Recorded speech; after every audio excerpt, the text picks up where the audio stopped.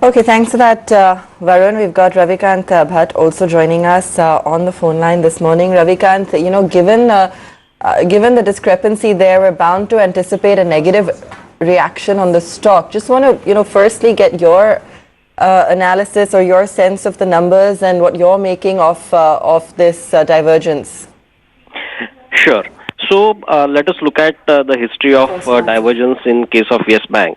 The year before, the divergence was almost 7 times of what was reported, and the year before that, it was almost 5 times.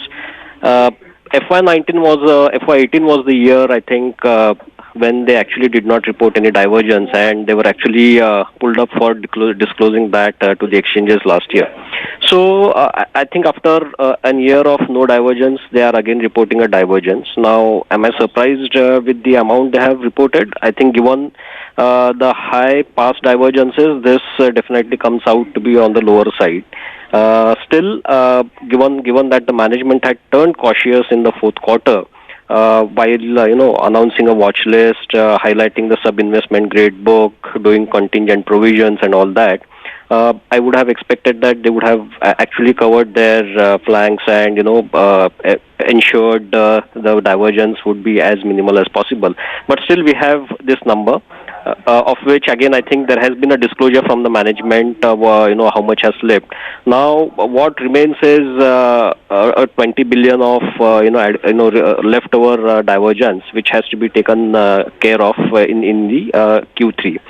Again, from what I understand of the bank, again my sense is there could be a portion in this 20 billion divergence which could become an NPA or could have been identified as an NPA owing to certain technicalities, and which could be incipient inherent stress being observed in exposures with other banks or things like this.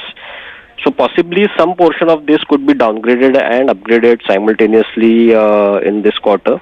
And this I guess has also happened in the past. And you will have a portion of the 20 billion exposure, which may actually be NP, on which you will have to do the provisioning. So net, I think while the overall divergence number of 33 billion is indeed a kind of a large number, but eventually the impact which it may have on the P&L in Q3 is going to be of a lesser magnitude. All right, Ravikant, appreciate your time and thank you for joining us. Samir, good morning. Thank you for joining us. What do you want to start with? Yes.